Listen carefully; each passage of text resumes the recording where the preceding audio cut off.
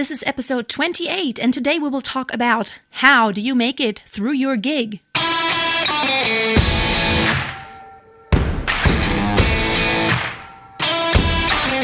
Welcome to Freya Singing Tips, the podcast. My name is Freya Casey, professional singer and vocal coach. I have been on stage my whole life, and I'm passionate about helping you discover the awesomeness in your own voice. Opera, musical theater, jazz, pop, folk, rock, I have done it all.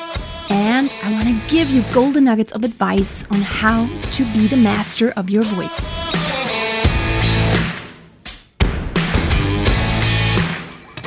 If you have been on stage, whether it be with a band or as a soloist, you may have noticed sometimes that you do need some stamina and some endurance.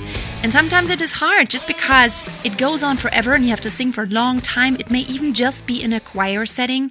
And you ask yourself, how can I do it in a way that I can make it through without being hoarse the next day, first of all?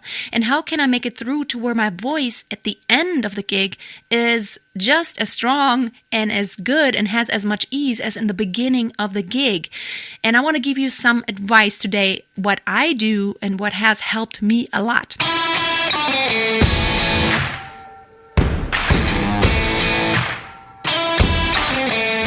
But before I actually get into the subject matter, I want to tell you about my upcoming master classes.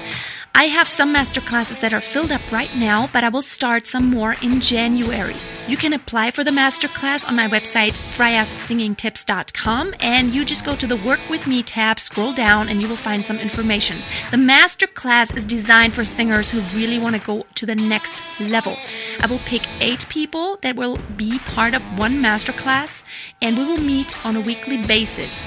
Not only will we meet in a group setting online once a week, but you will also get one-on-one coaching with me in the beginning of the whole program and one toward the end. The program will last for 3 months, which means you will have access to me for the whole 3 months. There will also be a private Facebook group that I will coach, and you can upload videos, we will share, and I want us to grow together and take you to the next level in your singing. So, I'm taking applications right now. Registration is open, so you may want to go on the website.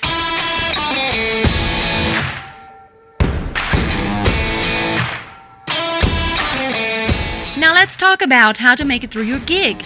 The main thing is to sing in a smart way. And that is something that I don't see a lot of singers do. What happens a lot of times, even when my students sing with their bands, the music is very loud and you just start at 100% and you stay at 100% energy from the beginning to the end. Now, while you want to be at 100% energy as far as the overall energy goes, you can't push your voice to where it's at 100% volume the whole time. It's just not possible. Just remember that your vocal cords, first of all, consist of muscles, but also consist of membranes. It's kind of like a skin tissue, and what happens if you push it too hard, it will really, really get worn out. There will start, some calluses will build up on there. You don't want that to happen if you do it for longer periods of time. Also, your muscles get tired. The most important thing is to give your muscles relaxation in between.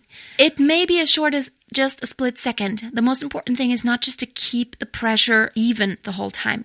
Have you ever tried just to take a bottle, like a full bottle of water, stretch out your arm, just hold it up? It is so hard. Try to hold it up for just 30 seconds. You will notice how heavy it gets. Try it for a minute. You will notice that it's almost impossible. And that's not because your muscles are weak. It's just because holding it in place for such a long time and keeping that tension without having any relaxation period in between, that is the hardest thing for your muscles. Keep that in mind when you sing. Even short moments of relaxing, of just getting rid of some tension will help you so much. What does that mean when you sing very demanding songs? That means even within those songs, you have moments to where you can relax a little bit. We have the set when I sing with a band toward the end when the party is really going on and everybody is just on the floor and partying and screaming and singing along. You just can't stop playing then. You just can't even stop the energy from flowing and just being high and getting higher and higher. So what we do this block of music where there's all these rock songs. We do like I Love Rock and Roll, Simply the Best, Eye of the Tiger, AC/DC, TNT, Highway to Hell, Let's Have a Party. All these things. It's like an hour. Almost all of the songs are sung by me just because they're high for the guys. So I would just have to kind of fight my way through that. And the way I actually make it to the end and then still to be able to sing the ballad that we usually do for closing, like something like The Rose or something, the way I make it through is to even within those high demanding songs, I look for little islands of relaxation for my vocal cords. It may be ever so subtle, but all those little islands of letting down the pressure and just taking it off for just a split second will help you to have a lot more endurance. Let me just give you an example. For example, when you sing, "You're simply the best, better than all the rest, better than anyone I'd ever met." What I just did is I had the same energy from the beginning to the end. First of all, it's very demanding on my vocal cords. And second of all, it's not very pretty musical phrasing. So what I want to do is, first of all, change the voice colors around as much as I can. What that will do, it will incorporate different muscles with every different voice color that I do. So there's always a different shape and a different combination of how the muscles work and what moves and what actually has tension. So that will already help you. You're simply the best, better than all the rest, better than anyone I ever met. So what I'm doing, I'm changing positions, changing voice colors. I'm also changing the degree of breathiness and chestiness. And that will help your vocal cords just to kind of always be pliable. It's kind of like a rubber band. I don't pull it the whole time. I'm just kind of pulling it and letting loose, pulling it and letting loose. And that will really make a big difference for you to make it through some of those songs for a long time. Another thing is, if you have a gig, sometimes with a band, we have a gig that's 5, 6, 7 hours long. And while, of course, I don't sing all by myself for like 7 hours straight, still, we mix it up.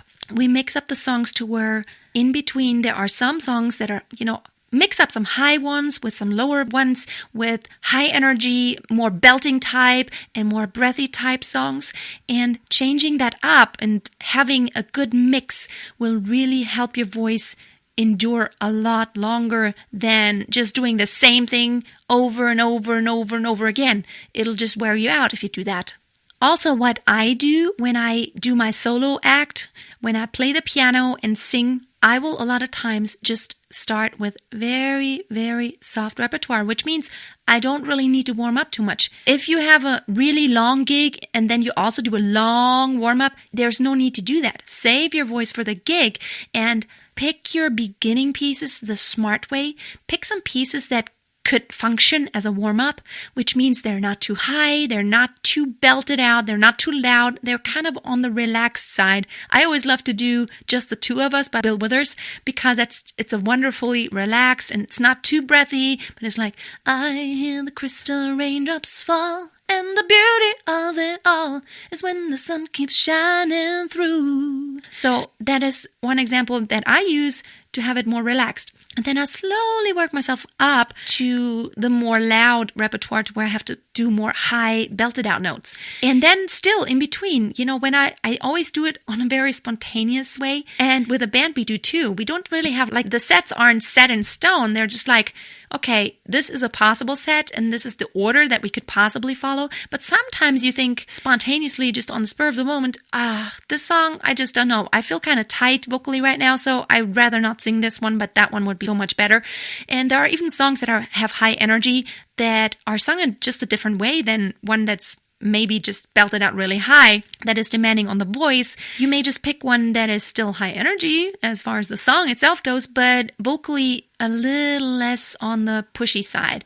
So mixing that up is so important. And just listen to your own vocal cords. I mean, literally listen to what they're telling you. And also, here's another thing that I want to talk to you about. It's the reset button. Sometimes, I call it the reset button. Sometimes what happens is that you get yourself into this really tense place and you don't know how you got there, but you don't know how to get out. You sing some very demanding repertoire, like a song that is really hard for you. And then within the song, you notice it just gets tighter and tighter and tighter as the song goes on, just because you just can't do it anymore. You're pooped. You have no more strength. And then it gets tighter and tighter and you just can't get out anymore. And what I do is I call it the reset button. And you have to really train that. I try to find this, it's just like snap. I try to snap out of the tightness by trying to concentrate. You can train this to where you can do it in just a split second. To concentrate on, okay, breathe deeply. Relax your body, your shoulders. Make your abs tight. Get your support tight. Get in the good posture again. Relax your neck. Relax your jaw. Relax anything that doesn't need tension in it, and make tight what needs tension, like your support. And to get into this place of reset, it's just like snap, and then you gotta get into that. It really help you get into this place to where you can start fresh. And you can actually train it to where you can do that in a split second. I can do it nowadays. You know that feeling when you just you sing and you have something like, for example, with one of my students, I'm doing, and I'm telling you, I'm not going, from Dreamgirls. That is the hardest song ever. It goes higher and more crazy, like toward the end. It's a lot of ad-libbing and it's a lot of shouting out and belting. And it needs to be that. It is so hard to make it through the end if you get yourself into this really tense and tight place. So what helps in between is just do this snap and snap out of it while you just have the tiniest rest there, and get that reset button started and start from ground zero. And sometimes that's all it takes. You can train that, and you need to train that. Sometimes we get ourselves into a position to where the voice is just too dark or something like that because we are so tired vocally, and then we're in the whole wrong position. It has the wrong resonating space, thus it doesn't resonate anymore, it doesn't have any ping in it. So then we have to push even more and put more pressure on the vocal cords. It's kind of like a vicious cycle. Like one thing just leads into the next, and it just causes the next bad habit, and then there all of a sudden we stand singing and it's just feels terrible and it sounds terrible and we don't know how to get out of it. That's where the reset button comes in, and you can actually train that. You want to save your vocal cords. Your vocal cords will be eternally thankful. And I'm really big on being able to sing clear and clean for the rest of your life, because that's healthy singing habits. Yes, you can sing rough, but then you still need to find that reset button. Even when you want to sing raspy on purpose, and I've said it many times, I believe that you can do that for a short period of time, but any prolonged period of time where you have extreme raspiness, even using your false vocal cords, I just don't think that's the natural way your body is supposed to produce any sound. It's just not. So that is not the most healthy way, in my opinion. Anyway, everybody has their own opinion, but that's how I feel my body and my voice. And I want to be able to sing my opera arias until the end of my singing career. And I can only do that if I really keep my vocal cords in a shape to where I can control the most subtle details.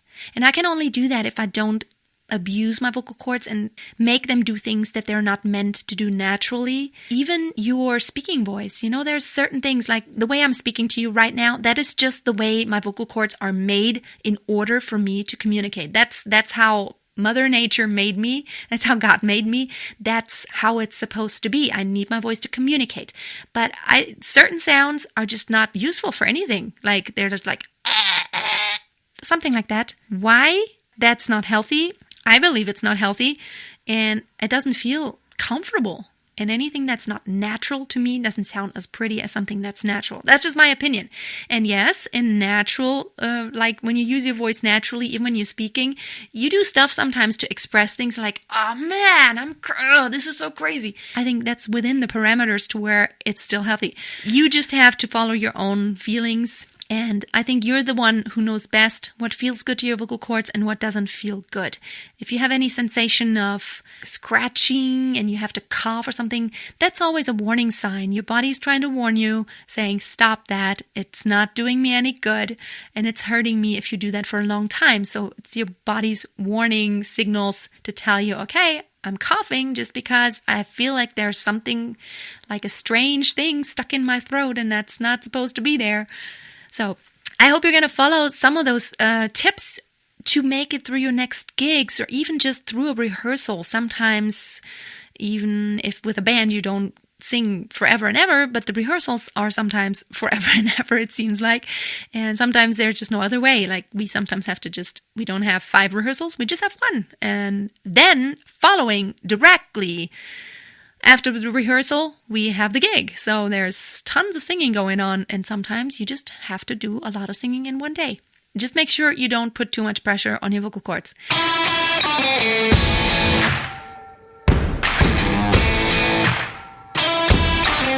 Well, thank you so much for listening today. I have one more announcement to make before I close.